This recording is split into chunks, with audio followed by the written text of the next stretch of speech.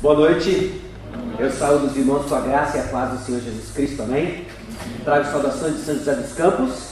Nós todos viemos da mesma cidade, mas somos todos de igrejas diferentes. Nós somos amigos, graças a Deus, unidos pelo sangue de Jesus, temos comunhão por causa do sangue de Jesus e trazemos saudações das nossas respectivas igrejas. E aqui estamos com os irmãos em Novo Hamburgo, falando do mesmo Jesus que nos une, ok? Abra sua Bíblia em Colossenses capítulo 1. Colossenses capítulo 1. 2017 é o ano em que nós celebramos 500 anos de reforma. Eu não sei como que você recebe essa notícia, eu não sei se você é um entusiasta da reforma, eu não sei se você está olhando para esse evento histórico e falando, puxa, nós devemos nos entusiasmar tanto assim com a reforma, ok? E eu quero dizer para você que sim.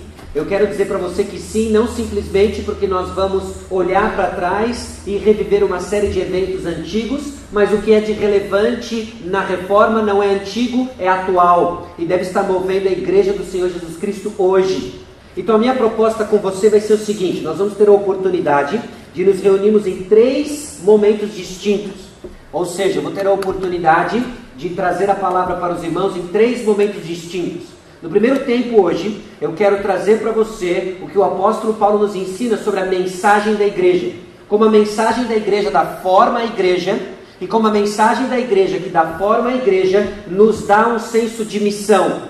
Esse senso de missão, essa forma da igreja, a nossa mensagem, Cristo Jesus, faz parte daquilo que moveu a reforma 500 anos atrás, e faz parte daquilo que nos move hoje como igreja, 2017. E eu espero que nos mova em 2117, 2517, porque nós estamos falando de verdades eternas, amém? É isso que nós vamos ver hoje, Colossenses capítulo 1. No nosso primeiro encontro amanhã, nós vamos abrir em Efésios capítulo 4 e ver como essa mesma mensagem dá forma à igreja, dando responsabilidade não só aos grandes reformadores, não só aos pastores, mas para cada membro da igreja. Vai haver um pouco de sobreposição no que nós vamos ver hoje, mas eu espero que você entenda que aquilo que foi resgatado em termos da mensagem dos reformadores, nós recebemos com fé, e isso impacta, transforma a vida de cada crente, que é uma pedra fundamental, é uma pedra viva na edificação do templo do Espírito Santo, chamada igreja. E no nosso terceiro encontro, eu quero sair daqui encorajando os irmãos que em dias difíceis nós vamos perseverar naquilo que carregou os reformadores, naquilo que carregou a história da igreja nos últimos 500 anos, naquilo que na verdade tem carregado o povo de Deus desde a criação de todas as coisas, que é a palavra de Deus. Esse é o plano para os nossos 3 encontros. Colossenses 1, Efésios 4, 2 Timóteo 3. Ok? Colossenses 1, você abriu aí? Colossenses capítulo 1, versículos 24 a 29. É o texto da nossa atenção hoje. E eu quero fazer algumas perguntas antes de nós lermos juntos o texto. O que você entende por igreja? O que você entende por igreja? Quando você se refere à sua igreja, quando você se prepara na sua casa para vir à igreja, qual é a concepção que você tem? Qual é o conceito que lhe move? Você está vindo para um grupo de pessoas que creem na mesma coisa, que escuta uma palestra, supostamente que lhe deu um pouco de energia para aguentar a semana? É assim que você entende a igreja do Senhor Jesus Cristo? O que você acha que deve dar forma à igreja? Talvez uma forma de responder essa pergunta é como você avalia a igreja. Nós estamos aqui num contexto de uma pequena conferência. Como é que você vai sair daqui avaliando tudo que você ouviu? Quais são os critérios que você usa para avaliar tudo que acontece na reunião da igreja? A resposta a essas perguntas começam a ajudar você a entender o que você construiu ao longo da sua vida, da sua jornada, o que é a igreja do Senhor Jesus Cristo. A pergunta é: o que você entende por igreja é o que de fato a Bíblia diz ser igreja? Nós vamos refletir então sobre igreja, sobre a mensagem e sobre o que é o cristão. Colossenses capítulo 1, versículos 24 a 29. Diz assim a palavra de Deus: Agora me regozijo nos meus sofrimentos por vós, e preencho o que resta das aflições de Cristo na minha carne, a favor do seu corpo, que é a igreja, da qual me tornei ministro de acordo com a dispensação da parte de Deus, que me foi confiada a vosso favor, para dar pleno cumprimento à palavra de Deus. O mistério que estivera oculto dos séculos e das gerações, agora todavia se manifestou aos seus santos, aos quais Deus quis dar a conhecer qual seja a riqueza da glória deste mistério entre os gentios, isto é, Cristo em vós, a esperança da glória, o qual nós anunciamos, advertindo a todo homem e ensinando a todo homem em toda a sabedoria, a fim de que apresentemos todo homem perfeito em Cristo. Para isso é que eu também me afadigo, esforçando-me o mais possível, segundo a sua eficácia que opera eficientemente em mim. Uma das coisas que mais me fascina ao ouvir histórias sobre os reformadores e ao ouvir histórias sobre a história da igreja em geral, é que as verdades que os moviam eram verdades eternas que até hoje nos movem. Foi assim logo no início e no berço da igreja primitiva, que perseverava na doutrina dos apóstolos. Havia uma concepção de que a doutrina dos apóstolos, revelação da palavra de Deus, era o fundamento ao qual a igreja seria edificada. Meus irmãos, tem sido assim ao longo da história. O que vai nos unir à história da reforma, o que vai nos unir à história da igreja, é a mensagem da igreja, é o evangelho.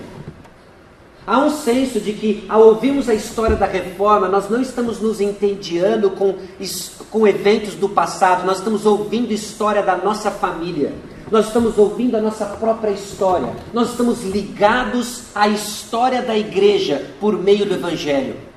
E eu quero que você pense então na imagem de uma grande corrente, lançada pelo Senhor Jesus Cristo, a pedra angular da igreja, e que ao longo da história ela tem transmitido a mensagem do Evangelho, formando elo por elo, geração a geração, a mensagem do Evangelho que chegou a nós, Brasil 2017.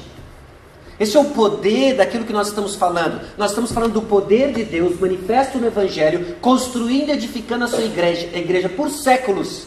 O que nos faz muito próximos daquilo que aconteceu há 500 anos atrás, numa cultura diferente, num continente diferente, mas que é o nosso irmão, que ouviu a mesma mensagem que nós hoje ouvimos e que nos move. É a reforma reformando. É a reforma reformando. Pare e pensa naquilo que se tornou um dos grandes motos da reforma. As 5 solas. Sola Escritura, sola Cristo, sola Gratia, sola Fide, sola Deo Glória. É a palavra de Deus, é a Escritura que nos aponta para Cristo, graça de Deus que recebemos pela fé, para a glória de Deus. Isso ecoa por toda a eternidade. É a mensagem de Deus. E o que nós temos aqui, logo em Colossenses capítulo 1, a partir do versículo 24, é a informação de que a igreja faz parte do processo de revelação, de um mistério antigo e eternamente atual. Pare e pense nisso. A igreja faz parte do processo de revelação de um mistério antigo e eternamente atual. É o papel fundamental da mensagem do Evangelho que nos liga a todos os grandes eventos e acontecimentos ao longo da história, e um deles a reforma. A igreja faz parte do processo de revelação de um mistério antigo e eternamente atual. E nós tiramos isso do texto aprendendo um pouco sobre o ministério do apóstolo Paulo. E eu quero sugerir para você que os versículos que nós lemos apresentam o ministério do apóstolo Paulo em 2 aspectos muito importantes. Há um aspecto descrito para nós aqui, principalmente no início do texto, que é um aspecto singular ao ministério do apóstolo Paulo. É um aspecto que pertence à figura do apóstolo Paulo, no seu ofício de apóstolo. E há um aspecto que pertence ao crente, ao cristão Paulo, que nos é comum. E nós precisamos entender a distinção desses 2 papéis, para entender como que um complementa o outro, e aquilo que nós somos chamados a emular ou imitar, que não tem a ver com o que é singular o apóstolo Paulo, mas tem a ver com o que nos é comum com o apóstolo Paulo. E o que eu quero dizer com o aspecto singular do apóstolo Paulo? Esse mistério que ele foi chamado a revelar, que estava oculto por séculos e séculos, diz o versículo 26, faz parte da mensagem que o apóstolo Paulo carregava, o aspecto singular do ministério do apóstolo. Ele tinha um chamado diferente de muitos ditos apóstolos dos nossos dias.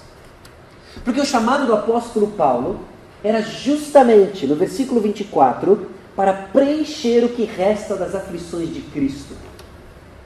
Paulo não foi chamado para participar de um grande resort, para construir uma grande denominação, para abrir franquias de igrejas Brasil e mundo afora.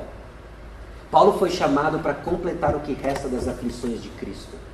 Não no sentido de que Cristo não terminou a sua obra, mas no sentido de que Paulo se identifica com a obra de Cristo, e parte dessa identificação é visto nos sofrimentos que o apóstolo Paulo passa. Aliás, talvez você seja familiarizado com o próprio chamado do apóstolo Paulo. Quando o próprio Senhor Jesus Cristo diz a Ananias, eu vou mostrar como convém sofrer pelo meu nome. Eu vou mostrar para ele como convém sofrer pelo meu nome. E o apóstolo Paulo sofreu. Grande parte do seu ministério foi em meio de perseguições. E o apóstolo Paulo, então, preenche o que resta das aflições de Cristo em favor da igreja. Abra sua Bíblia em 2 Coríntios capítulo 11. 2 Coríntios capítulo 11. A partir do versículo 24, nós conseguimos ter um pouco da ideia do que são essas aflições que o apóstolo Paulo sofreu. 2 Coríntios capítulo 11, versículo 24 em diante. 5 vezes recebi dos judeus uma quarentena de açoites menos um. Fui 3 vezes fustigado com varas, 1 vez apedrejado. Em naufrágio 3 vezes. 1 noite e 1 dia passei na voragem do mar. Em jornadas muitas vezes, em perigos de rios, em perigos de salteadores, em perigos entre patrícios, em perigos entre gentios, em perigos na cidade, em perigos no deserto, em perigos no mar, em perigos entre falsos irmãos, em trabalhos e fadigas, em vigílias muitas vezes, em fome e sede, em jejuns muitas vezes, em frio e nudez. Além das coisas exteriores, há o que pesa sobre mim diariamente, a preocupação com todas as igrejas. Nós estamos falando de um camarada chamado para se identificar com os sofrimentos do Senhor Jesus Cristo, chamado para carregar a mensagem que revela a pedra angular da igreja, o Senhor Jesus Cristo. Meus irmãos, o aspecto singular do apóstolo Paulo, e nós vamos falar um pouco sobre isso em Efésios capítulo 4, tem a ver com o seu chamado único de apóstolo, em que ele recebe primariamente, como agente primário, revelação que nos foi dada. O apóstolo Paulo recebe do próprio Senhor Jesus Cristo algo que estava oculto por séculos dos séculos, e agora ele transmite, ele registra isso em forma de escritura, e isso é comunicado às gerações. Esse é o trabalho apostólico, revelar aquilo que estava escondido. Revelar porque não poderia ter sido descoberto. O que nos move como igreja nos foi revelado, não poderia ter sido descoberto. Isso garante para nós uma fonte pura, o próprio Senhor. Isso garante para nós uma fonte pura, o próprio Senhor, blindado contra elucubrações, contra imaginações humanas. Aquilo que nós carregamos, aquilo que nós ouvimos diariamente, como doutrina dos apóstolos, é de uma fonte pura, veio do Senhor. E ele escolhe então alguns indivíduos como apóstolos, outros como profetas, revelando a Escritura para nós. Essa é a base daquilo que, uma das bases que move a reforma, a redescoberta da palavra de Deus, e que está presente a nós hoje. E o apóstolo Paulo é chamado justamente para lidar com isso. Ele passa por uma série de sofrimentos, e como que ele encarava esses sofrimentos? Com grande alegria. Nós estamos lendo coisas significativas aqui, mas em 2 Coríntios capítulo 4, o apóstolo Paulo olha para todas essas coisas, e ele chega à seguinte conclusão, versículos 16 em diante: por isso, não desanimamos, pelo contrário, mesmo que o nosso homem exterior se corrompa, contudo o nosso homem interior se renova de dia em dia, porque a nossa leve e momentânea tribulação produz para nós eterno peso de glória, acima de toda comparação, não atentando nós nas coisas que se veem, mas nas que não se veem.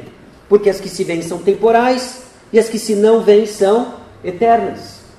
O apóstolo Paulo olha todo este conjunto de perseguição, todo esse conjunto de sofrimento, e ele coloca debaixo da seguinte categoria: leve e momentâneo. Esse cara é maluco? Ou ele é maluco, ou ele é dotado de uma tremenda grande insensibilidade, ou ele está nos comunicando algo. O apóstolo Paulo não está desprezando o sofrimento que ele mesmo passa e o que o seu público está passando. Ele está falando com um público debaixo de intensa perseguição. Ele está falando com provavelmente viúvas de homens que foram perseguidos e mortos, órfãos, pessoas traídas por amigos, por familiares, por causa do nome de Cristo. E ele chama tudo isso de leve e momentâneo. O apóstolo Paulo não é insensível. O apóstolo Paulo viu algo além do temporal e do terreno. Ele viu o celestial e o eterno. Meus irmãos, as tribulações que o apóstolo Paulo passa são leves e momentâneas, porque o que está em comparação ao eterno peso de glória que nos aguarda. E o que move então o apóstolo Paulo na sua atividade apostólica, de trazer a mensagem da palavra de Deus, é um profundo senso da realidade das verdades eternas. Nós somos um povo guiado pelo que nós não vemos. E o apóstolo Paulo, na singularidade do seu ministério, trazendo revelação que antes estava oculta por séculos dos séculos, segue adiante, movido pela fé, daquele que não pode mentir, guardou para ele um depósito que ele não pode deixar de ter. Meus irmãos, o que nos move é o que nós amamos. Nossos tesouros ditam nossas ações. Você faz o que é importante para você.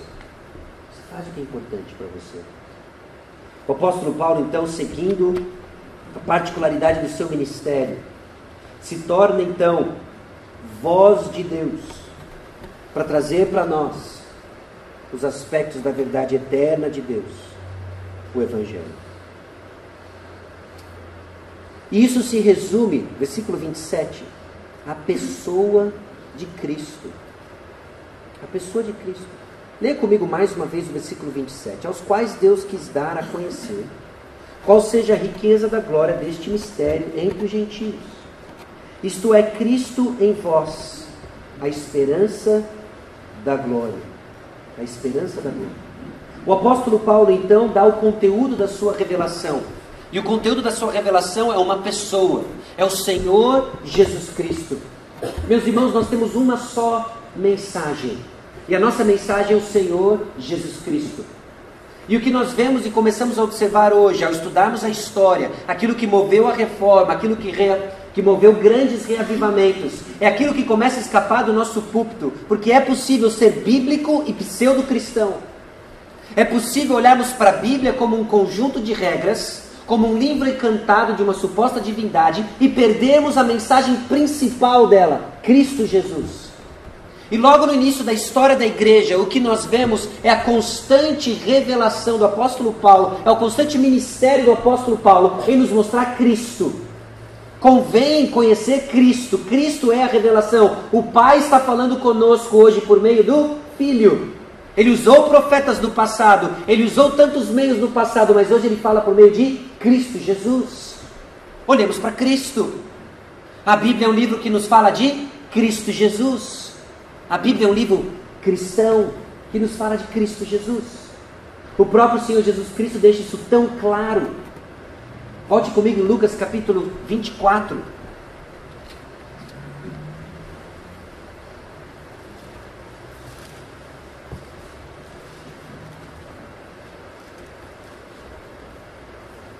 Lucas capítulo 24.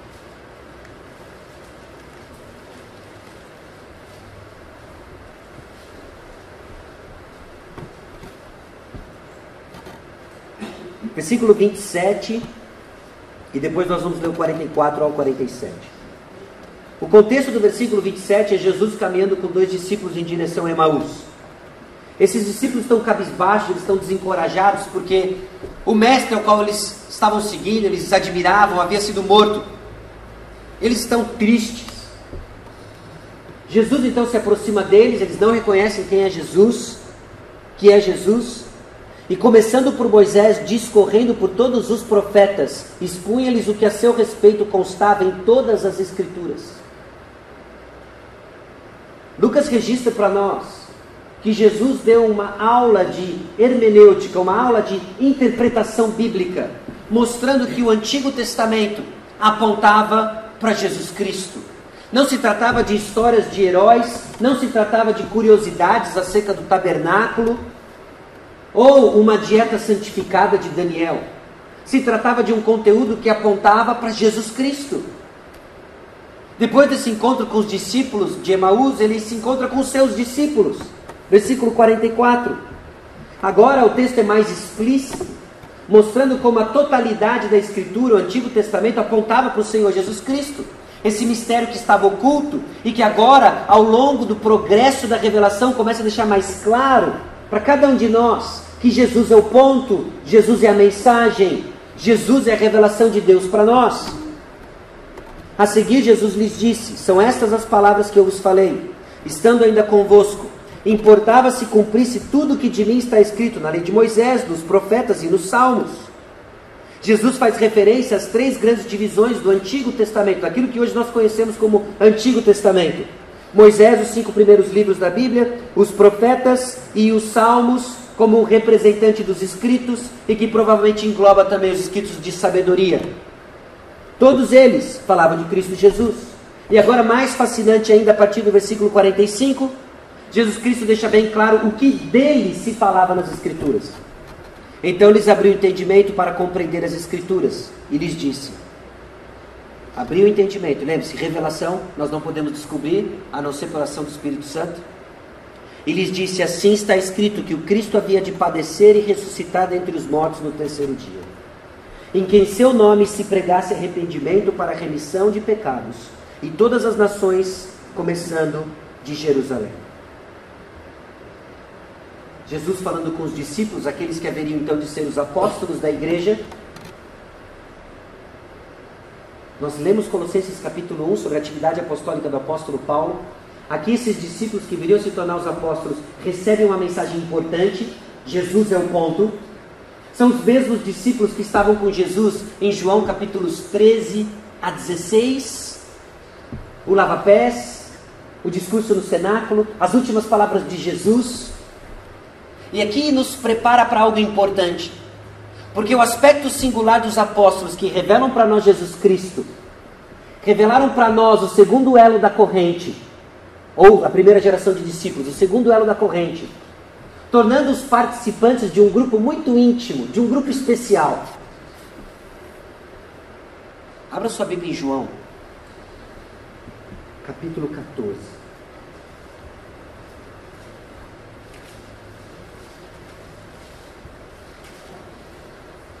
João, capítulo 14. Versículo 23.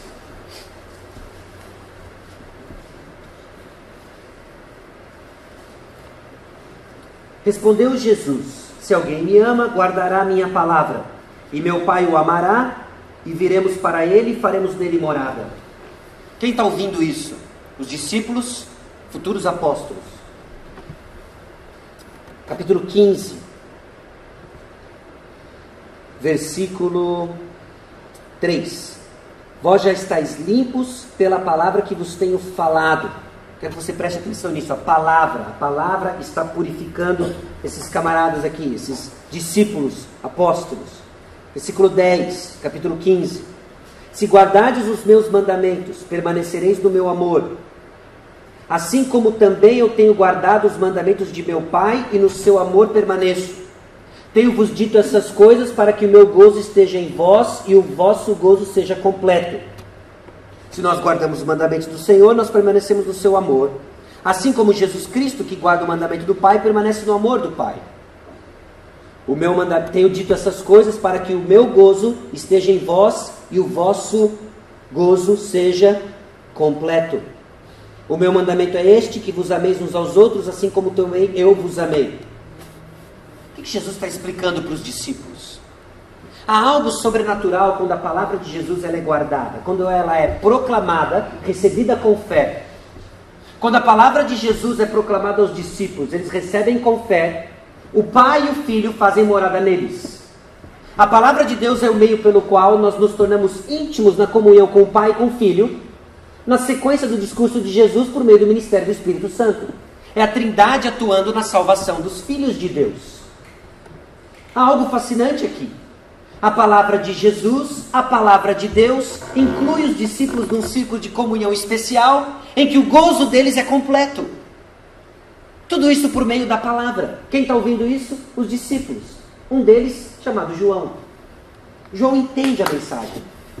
Ele entende a mensagem da palavra de Deus. Ele entende o que Jesus Cristo fez por ele. Ele entende do amor de Deus, que o amor de Deus o coloca em comunhão com o Pai. A ação do Espírito Santo, usando a palavra pregada, irá colocá-lo em comunhão com o Filho e com o Pai.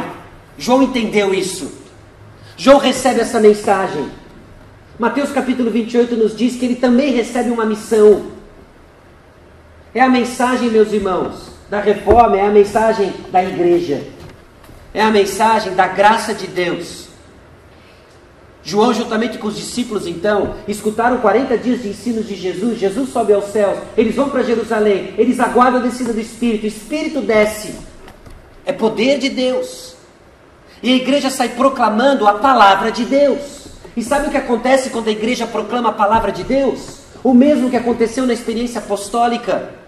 A palavra de Deus é proclamada. Os filhos de Deus, eleitos por Deus Pai na eternidade passada, recebem com fé, creem. E quando eles creem na palavra de Deus, eles são incluídos num ciclo especial de comunhão com Deus Pai, Deus Filho, por meio do Espírito Santo, atuando na vida deles, para que o gozo deles seja completo. João aprendeu a lição. Abre 1 João capítulo 1. 1 João capítulo 1.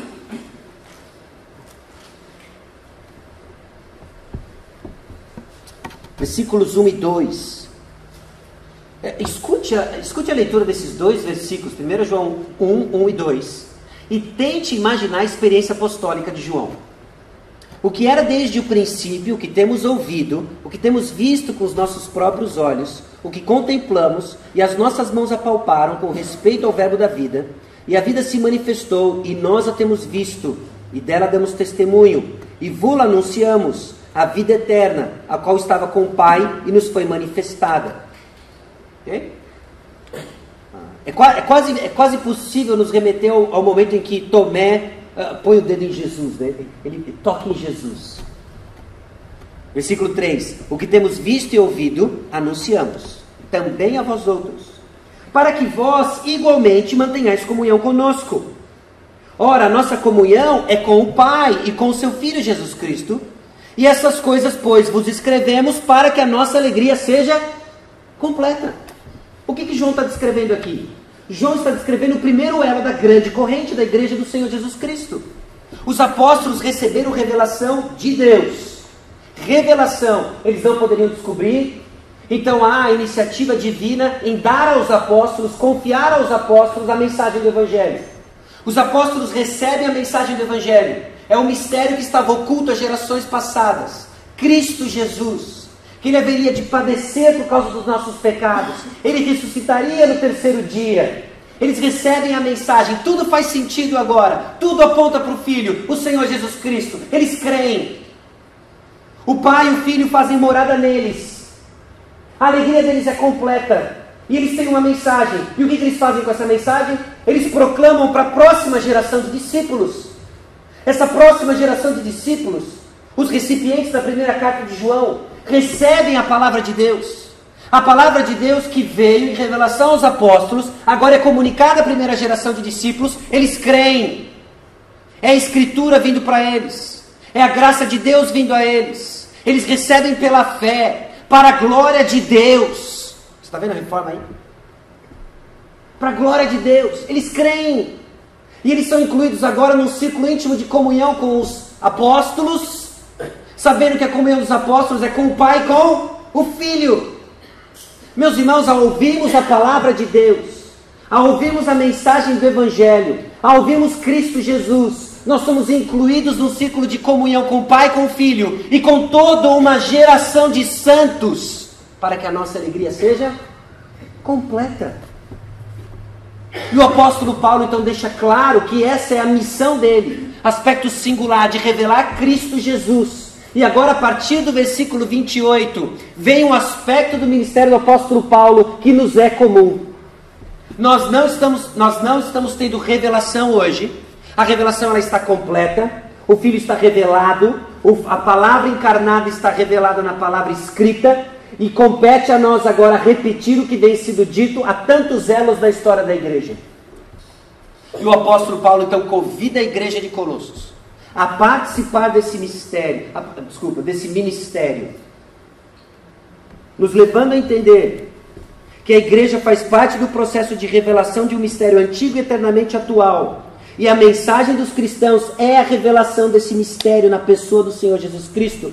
Volte comigo, Colossenses capítulo 1.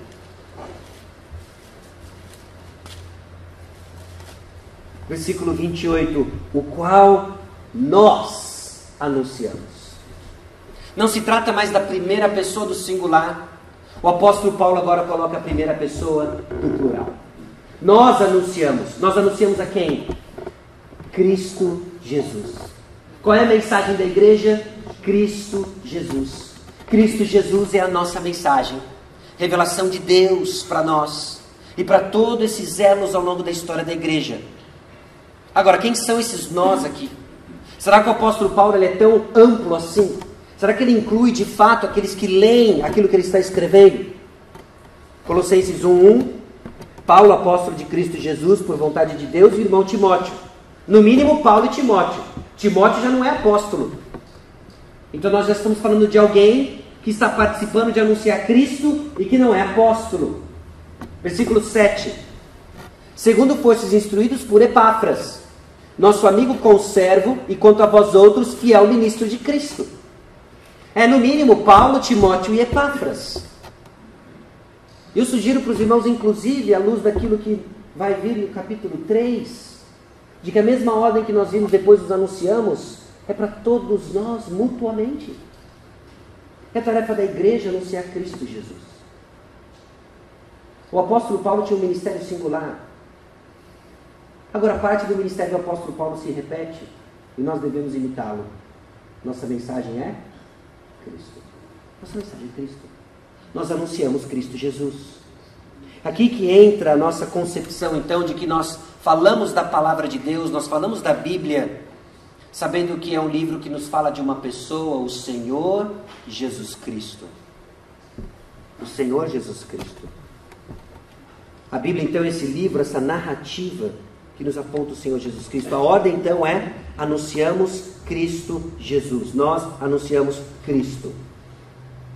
Agora, de que forma que nós anunciamos Cristo? De que forma que nós anunciamos Cristo? Versículo 28. Advertindo a todo homem e ensinando a todo homem em toda a sabedoria. A forma como o apóstolo Paulo descreve e estrutura o versículo 28 nos dá a entender de que a atividade da igreja é anunciar Cristo Jesus, e a forma que nós anunciamos Cristo Jesus é advertindo a todo homem e ensinando a todo homem. Nós anunciamos Cristo, e tem dois aspectos do anúncio de Cristo, corretivo e formativo. Nós estamos trazendo informações acerca de quem Cristo é, a sua pessoa, a obra, os ensinos de Cristo Jesus. É esse ensino. E nós ensinamos quem? A todo homem. Todo homem. Parece que Lutero leu Paulo. Lutero leu Paulo. Porque a preocupação de Lutero, como nós vimos na nossa primeira hora juntos aqui, não era simplesmente falar para os eloquentes de sua época, mas era para o Hans, as Marias, os Joãos. Era para todos. Ele leu isso, a todo homem. A todo homem. Nós estamos ensinando a todo homem. Há um aspecto formativo de anunciar Cristo Jesus. Todo homem. E há um aspecto corretivo de anunciar Cristo Jesus. Advertindo a todo homem. Advertindo a todo homem. Porque o que nós vemos na caminhada cristã é que nós acertamos e nós erramos. E nós vamos anunciar Cristo. formando, afirmando o caminho certo e corrigindo do caminho errado. E a palavra de Deus faz isso. A forma como o apóstolo Paulo nos coloca, então, a responsabilidade de anunciar Cristo Jesus, significa sim correção e significa formação. De quem? Todo homem. Todo homem. E qual é o conteúdo que nós vamos usar para corrigir e para formar? O apóstolo Paulo nos dá isso também. Toda sabedoria. Toda sabedoria. E aí é curioso como o apóstolo Paulo desenvolve toda a sabedoria. Porque o apóstolo Paulo ele vai usar tantos termos para dizer a mesma coisa. Qual é a mensagem da igreja? Cristo Jesus. E o que você acha que é essa toda a sabedoria?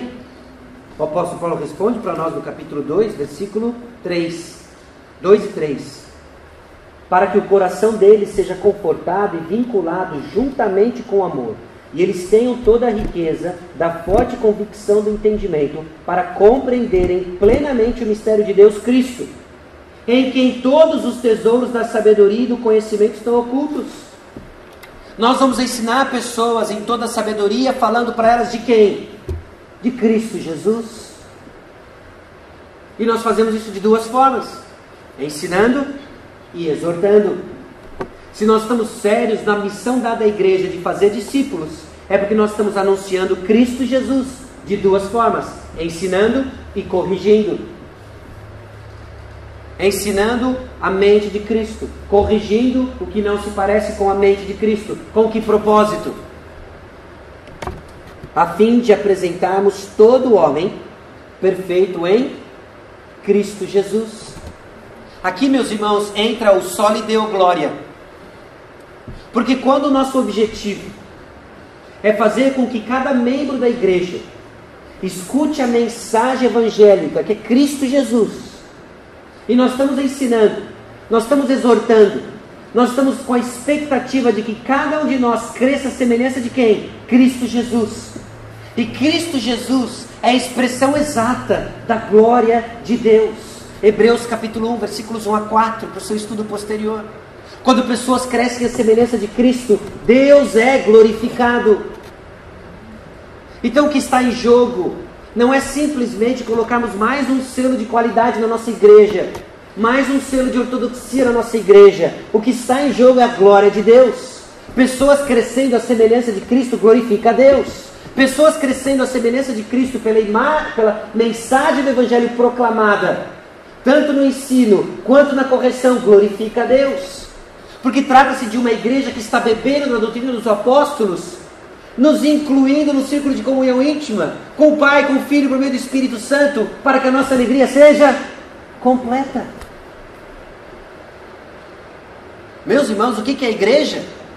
Nós não temos outra conclusão, se não concordarmos com o apóstolo Paulo, e dizer que a igreja, Efésios capítulo 3, é o terror cósmico dos principados e potestades. De que quando nós nos reunimos, ainda que sejamos poucos, principados e potestades tremem, porque a multiforme sabedoria de Deus sendo proclamada. Que coisa maluca! Nós precisamos de uma visão cósmica do Evangelho, nós precisamos de uma visão real do Evangelho, nos mostrando que nós não somos só um simples grupo de pessoas que têm a mesma religião. Nós somos trunfos da graça de Deus, em que Ele está mostrando a sua glória, Ele está mostrando o seu poder, evidenciando na nossa fraqueza a sua força, evidenciando na nossa loucura a sua sabedoria, por meio da mensagem do Evangelho, ao ponto inclusive de fomentar um monge a cravar na porta de uma igreja 95 teses. Aquilo foi loucura, loucura, loucura. Mas é o que o Evangelho faz. É o que o Evangelho faz. Causando um grande estrondo e agindo também de uma forma silenciosa. Corrigindo a forma como você, marido, trata a sua esposa. Corrigindo a forma como você, esposa, trata o seu marido. Corrigindo a forma como você, filho, se porta aos seus pais. corrigindo a forma como você, pai, trata os seus filhos, corrigindo a forma como você, servo, como você, empregado, trata o seu patrão, corrigindo a forma como você, patrão, trata os seus empregados. Isso vem simplesmente da conclusão lógica que o apóstolo Paulo faz do Evangelho atingindo uma comunidade, transformando pessoas em relacionamentos. Abre em Colossenses capítulo 3, versículo 16. O apóstolo Paulo faz uso das mesmas palavras que compõem anunciar Cristo no versículo 28. Versículo 16: habite ricamente em vós a palavra de Cristo. E agora ele vai usar: instruí-vos e aconselhai-vos mutuamente. Ou seja, tanto de ensino, formação, quanto de correção. O aconselhai-vos mutuamente. Olha ele incluindo a igreja, uns aos outros, em toda a sabedoria. Onde está a sabedoria? Cristo Jesus. O resultado disso é louvando a Deus com salmos, hinos e cânticos espirituais com gratidão em vosso coração, e tudo o que fizerdes, seja em palavra, seja em ação, fazei em nome do Senhor Jesus, dando por Ele graças a Deus Pai. O apóstolo Paulo não muda de assunto, mas olha o versículo 28. Esposas, sede submissas ao próprio marido, como convém ao Senhor. Maridos, amai vossa esposa e não a trateis com amargura. Filhos, em tudo obedecei a vossos pais, pois fazê-lo é grato diante do Senhor. Pais, não irriteis como filhos, os vossos filhos, para que não fiquem desanimados. Servo, obedecei em tudo a vossos senhores. Capítulo 4, versículo 1. Senhores, tratai os servos com justiça e com equidade. A conclusão lógica de que o Evangelho nos alcança, a conclusão lógica de que o Evangelho está trabalhando em nós, o caráter de Cristo Jesus, é que ele muda todas as categorias de relacionamento ao qual nós estamos envolvidos. O Evangelho veio para nos transformar, para nos tornar conformes à imagem do seu Filho, para a glória de Deus. E o que movia o apóstolo Paulo? O que movia o apóstolo Paulo era a glória de Deus. Era esse mistério que estava oculto pelos séculos dos séculos e que agora se faz presente na igreja do Senhor Jesus Cristo, visto nas vidas transformadas que recebem Cristo Jesus, sendo formado, sendo corrigido. E assim a igreja cresce para a glória de Deus. O apóstolo Paulo era movido de tal forma que ele não parava. Capítulo 1, versículo 29. Para isso é que eu também me afadigo. Ele se cansava, ele labutava. Com que objetivo? O objetivo de ver Cristo formado em nós. Quando que acaba o processo de edificação da igreja? Não é quando nós terminamos o acabamento do próximo prédio, não é quando nós cumprimos o nosso próximo evento, acaba quando Cristo está formado em nós. E quando você acha que isso dá cabo? Quando que nós efetivamente estaremos completamente transformados? Nós temos muito trabalho. Nós temos muito trabalho. Esforçando-me o mais possível, segundo a sua eficácia, que opera eficientemente em mim. Somos constantemente confrontados com a nossa fragilidade, com a nossa limitação. Nós não podemos fazer tudo, mas somos chamados a fazer tudo o que podemos. O apóstolo Paulo fez exatamente isso. Numa característica do seu ministério, digna de ser imitada e capaz de ser imitada. Porque o que movia o apóstolo Paulo deve nos mover como igreja. Cristo Jesus. Enquanto nós não vemos Cristo Jesus impresso no caráter de cada um de nós, nós temos trabalho a fazer. E como que nós vamos imprimir o caráter de Cristo em cada um de nós? Ensinando, corrigindo, instruindo, aconselhando, mutuamente, para que a palavra de Deus cause um efeito criativo, no sentido de criar mesmo, de criar em nós, povo de Deus. Estamos sendo edificados como templo do Espírito Santo, para a habitação do Espírito Santo, para a glória de Deus. Isso moveu o apóstolo Paulo, isso moveu o apóstolo João, isso moveu a primeira geração de discípulos. Era essa a esperança que carregou a igreja por quase 3 séculos debaixo de intensa perseguição. É isso que move e que moveu os reformadores. É o que ainda move a igreja perseguida e é o que deve nos mover. Porque são essas as verdades que nos transformam, que nos unem. Que nos unem. É a história do povo de Deus. É a minha história, é a sua história. E assim nós crescemos na compreensão do que é a igreja, do que é a mensagem e do que é o cristão. A igreja é o corpo de Cristo, a mensagem é Cristo e o cristão é parecido com a glória de Deus. Amém? Baixe sua cabeça e deixa eu orar por você.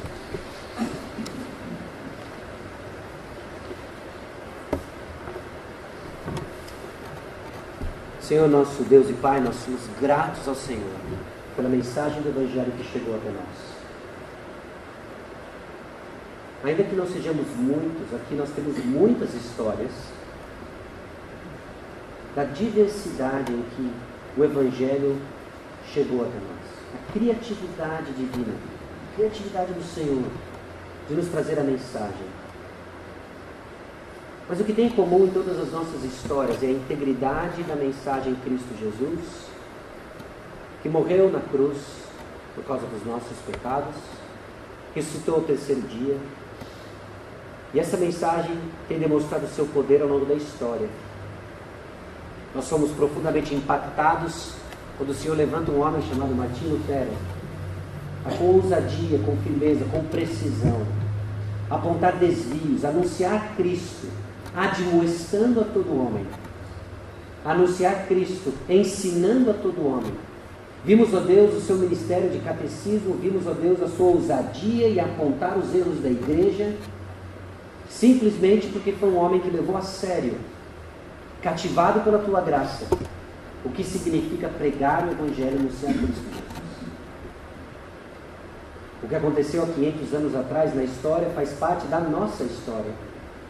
Somos elo de uma corrente e pedimos a Deus a tua graça, para não sermos um elo fraco, mas levarmos adiante as implicações da nossa fé, aquilo que nós recebemos, o que um dia dissemos crer, que nos colocou, Deus, dentro de um ciclo de comunhão íntima com o Pai, com o Filho, em que experimentamos uma alegria completa e queremos desfrutar da presença do Senhor em pleno cumprimento da grande comissão, fazendo discípulos, anunciando Cristo, para a glória de Deus. Crentes, ó Deus, de que quando oramos a Tua vontade, o Senhor nos atende, sabendo que estamos orando a Tua vontade, a santificação da igreja, a salvação de almas, é que nós oramos, em nome do nosso Salvador, o Senhor Jesus Cristo. Amém.